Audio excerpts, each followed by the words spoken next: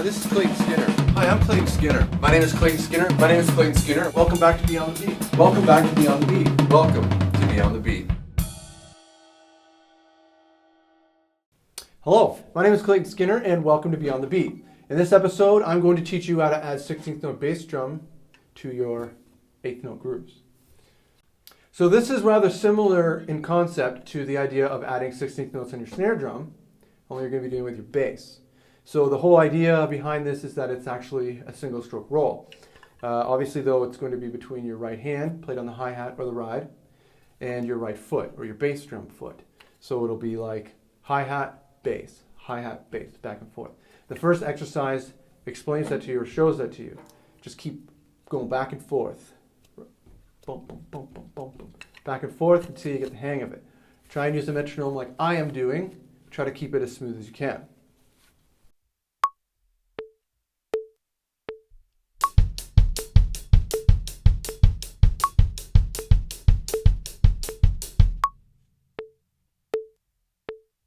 Just like before, we have say and play examples. So the say and play examples, they are just basically to show you that the 8th notes deserve their proper timing. And if there's no bass drum on the 16th note, don't play it. Or don't play it, but make sure you allow a proper amount of time with your hi-hat. So first say and play. 1 E and a 2 and 3 E and a 4 and. So again, the bass drum is always on the E's and A's, and the 1 and 2 and 3 and 4 and is played with your right hand on the hi-hat.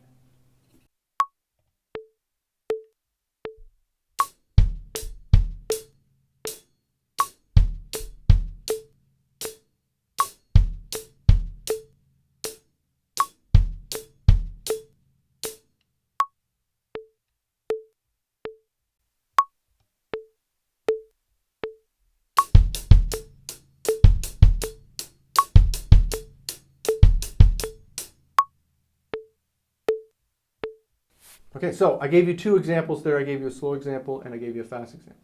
This one I'll do the same thing. The pattern for the second say and play is 1 and 2 E and a 3 and 4 E and a, so on and so forth. Again, keep it as smooth as you can, unlike the way I just counted it.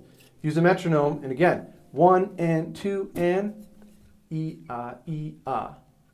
Alternate between the two.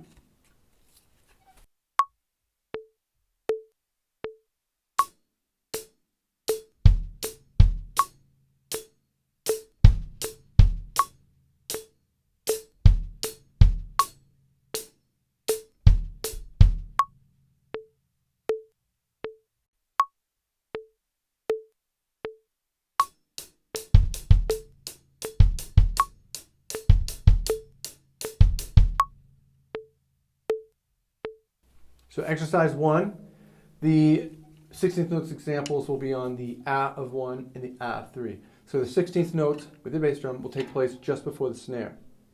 So it'll be like bass drum by itself, snare and hi-hat. So A2 or A4. 1, A2, 3, A4. So count it out and then play it.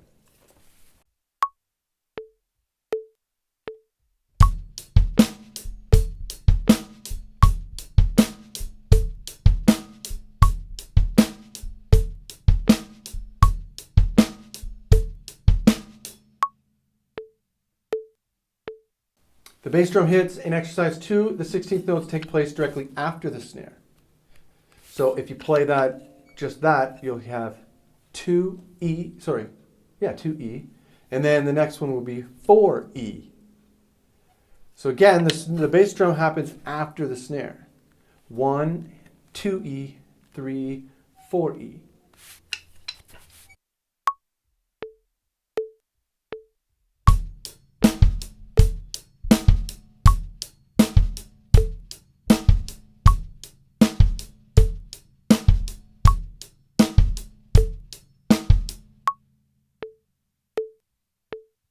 Exercise 3 puts those two together. So now you'll have it on the Av1, the bass drum, so just before 2, and then you'll go to 4, beat 4, E. So the bass drum will happen just after 4. And again, the bass drum is still on 1 and 3. 1, a 2, 3, 4 E.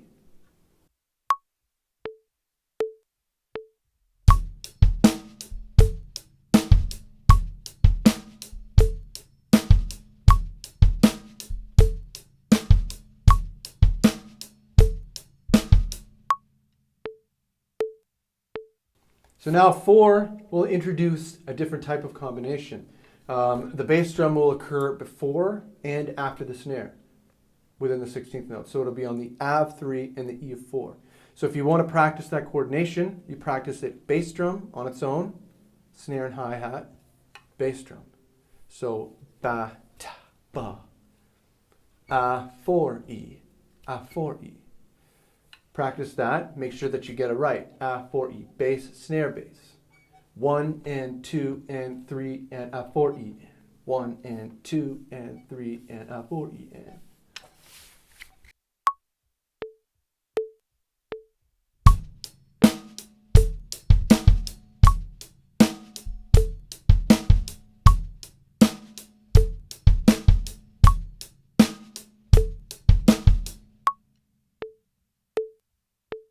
Number 5. It's time for something completely different. The 5 bass drum patterns. So now there's not going to be a bass drum on 3 anymore because we're going to be making room for the new ideas. This is going to be on the A of 2. 1 and 2 and A, 4. 1, 2 and A, 4. So just keep that in mind. This is an interesting pattern, but one I think you might like.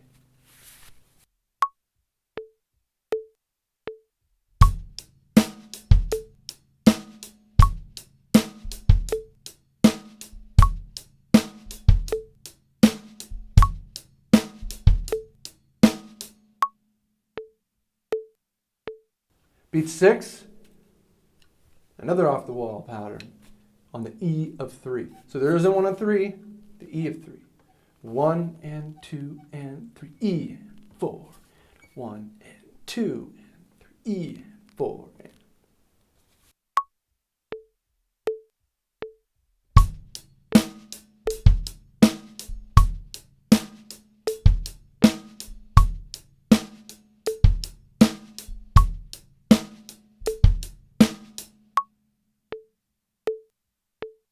Seven contains all the goodness of 5 and 6.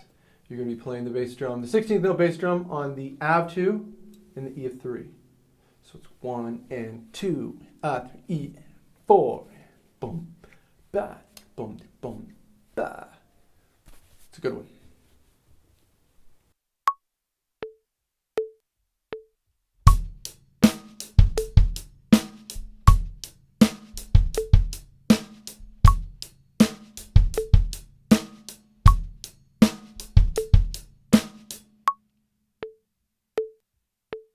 So with 8, we take the goodness from everything that we've done. 1, 2, 3, 4, 5, 6, 7. Put it all together, you get 8. 1, a 2 E and a 3 E and a 4 E N. 1, a 2 E and a 3 E and a 4 E N. Count it out a bunch of times, really pay attention, and then listen to how I do it, because there's a lot of bass drum in this.